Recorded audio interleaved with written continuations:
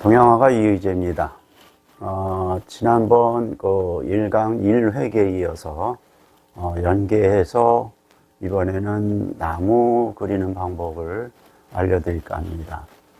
계자원에 의하면 이 나무 그리는 방법이라든가 나무잎 그리는 방법, 그 다음에 산준법, 바위준법 이런 것이 여러 개가 있는데 제가 그동안에 한 30여 년 동안 지도해 오면서 한 5가지 정도로 각각 5가지 정도로 압축을 해서 알려드릴까 합니다. 이 5가지 정도만 가지고도 능히 익힌다면 아마 여러분이 어떤 표현이라도 다 응용해서 할 수 있을 것이다 라는 그런 생각을 합니다.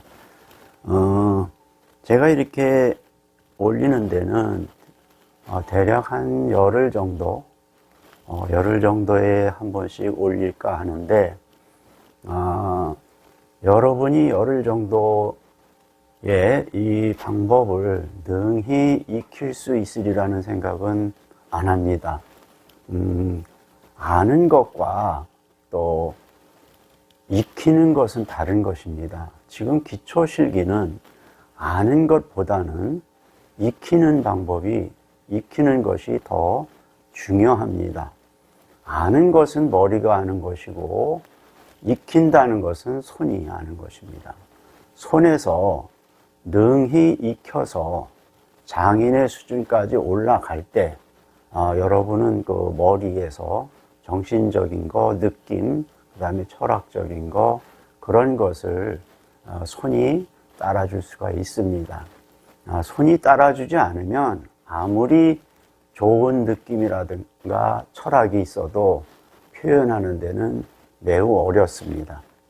물론 요즘에 와서 개념 미술도 있지만 그거와는 다르게 지금 기초를 배우는 이 단계에서는 능히 기초를 익히셔서 장인의 수준까지 끌어올리시기 바랍니다.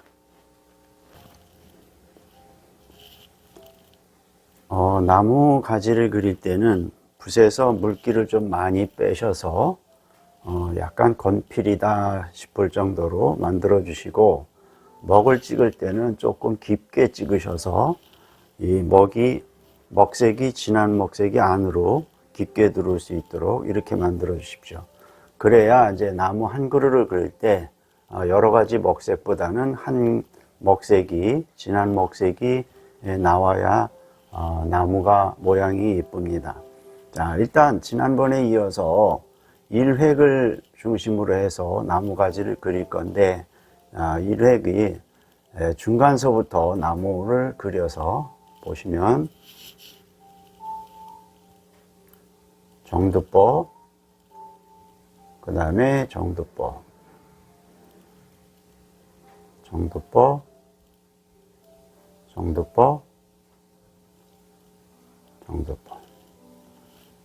다시 좀 한 선을 더 가늘게 해서 그대로 먼저 정두법 나온 그대로 이렇게 하시기 바랍니다.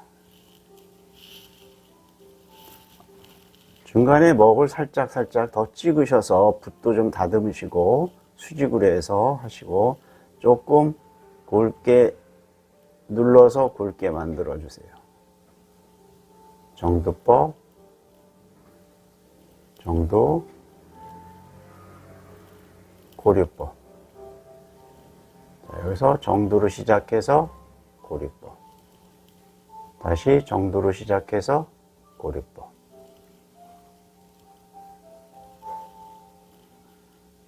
여기보다 여기가 좀 가늘다 싶으면 한 번 정도 이렇게 더 가필하셔도 됩니다.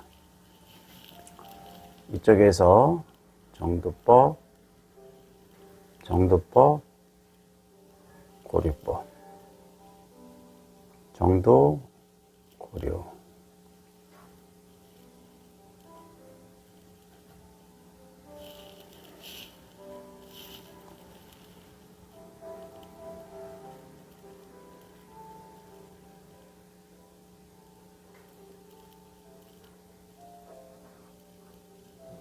정도, 고리법.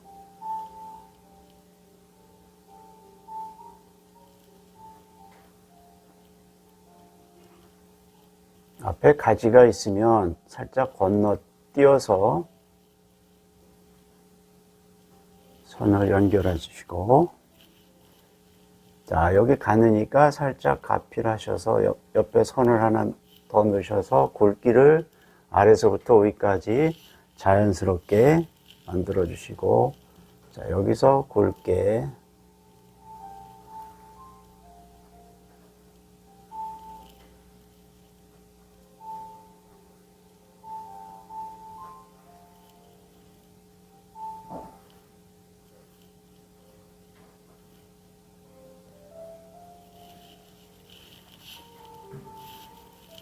이번엔 아래에서 굵게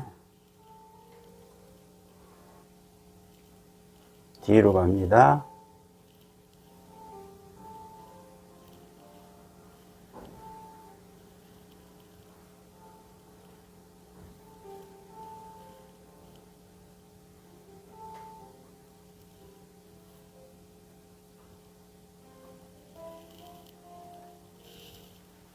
자, 이런 식으로 나무를 만드시는데, 지금 여기에 가지의 특징을 보면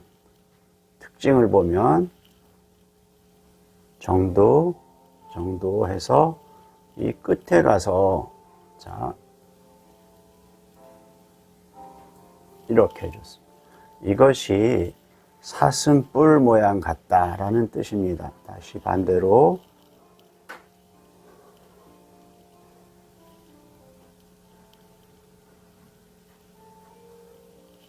사슴뿔 모양 같다.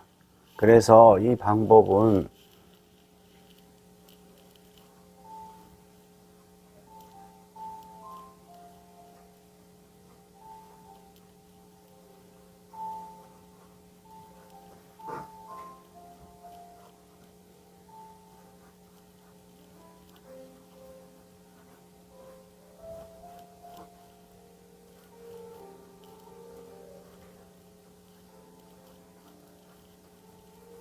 녹각지로 나무 그리기, 사슴뿔 모양 같다 해서 녹각지입니다.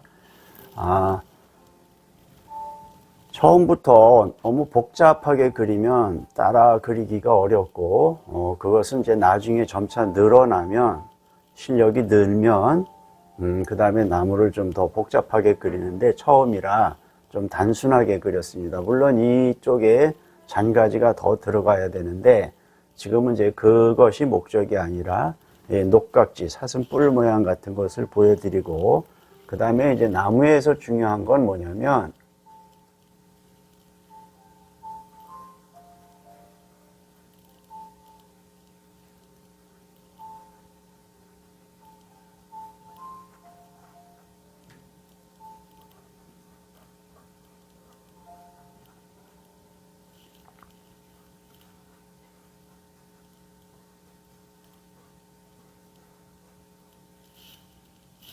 수류사지라 해서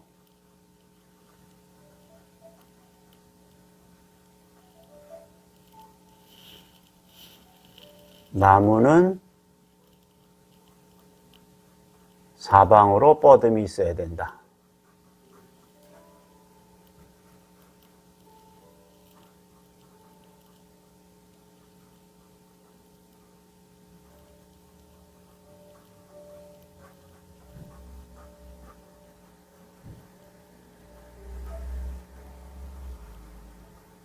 자, 사방으로 뻗음이 있어야 된다. 자, 이 굵은 둥치 쪽으로 해서 제가 설명을 드려보면, 이렇게 그리는 것을 좌측이고, 이렇게 그리는 것을 우측이고, 여기서 이렇게 앞으로 나온다면 앞쪽이고, 이렇게 해서 둥치보다 뒤쪽이라 이렇게 그리면, 자, 이것이 좌측, 우측, 전, 후. 자, 여기 나무에서 보면 이것은 이제 앞으로 나온 나무가지. 주 가지에서 이 잔가지가 앞으로 나왔습니다. 그래서 앞으로 나온 가지, 그 다음에 이것은 굵은 가지보다 뒤쪽으로 가서 뒤쪽 가지, 그 다음에 좌측 우측 이런 식으로 해서 전후 좌우 다 그리셔야 됩니다. 엉뚱한 분이 계세요.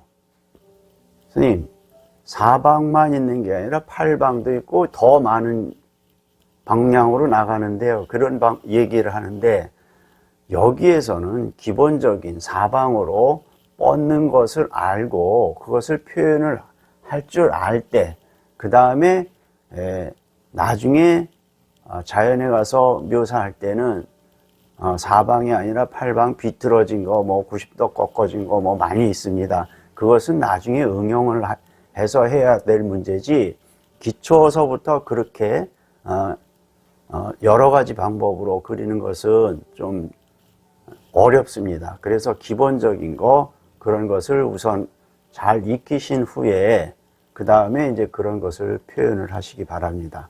여기서 중요한 건 뭐냐면, 녹각지 할 때 정두, 고류법 이런 것을 굉장히 철저하게 만들어 주시고 천천히 끌고 가셔야 됩니다. 치시지 말고 끌고 가시고, 약간 이런 방향에서 여기서는 끌을 때는 살짝 뉘어서 붓끝으로 끌어주셔도 상관이 없습니다. 건너뛰시고, 그 다음에 여기서도 마찬가지. 이렇게 끌어서 천천히 현안직필하셔서 끌어서 해주시기 바랍니다. 앞으로 나올 때는, 나무를 그릴 때는 이 수류사지, 나무는 사방으로 뻗음이 있어야 된다, 이것을 다 적용이 되니까 이 방법 꼭 익히시기 바랍니다. 여기서 많이 이제 실수하는 부분이, 나무를 그릴 때 이제 그렇게 그립니다. 이렇게 그려서 좌측 우측만 잡고,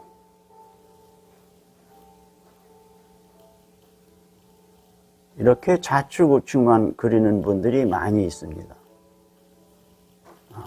이렇게 좌측 우측, 앞으로 나온 가지, 뒤로 나온 가지, 이런 것이 표현이 안 되고 다 좌측 우측으로 이렇게 그리는 방법이 있는데, 이것은 좋지 않은 방법이고, 여기에서 나무에서는 먹색을 가지고, 예를 들면 이런 부분에 가서 살짝 이렇게 흐린 먹으로 이렇게 칠해 주셔도 됩니다. 이것이 이제 비백이라 해서 붓이 이제 건필일 때 이런 것이 나오는데, 이런 것도 가필하셔도 됩니다. 비백이 꼭 나쁜 것은 아니고, 예를 들어서 고목을 그릴 때나 거친 나무를 그릴 때는 이 비백을 이용해서 그리는 방법도 있으니까, 너무 번지는 거, 그 다음에 말라서 비백이 나오는 것은 뭐 신경을 크게 안 쓰셔도 됩니다. 다만 붓을 끈다, 일획의 그 끈다라는 거, 가는 선마다 끄는 그런 선이 나오면 괜찮습니다.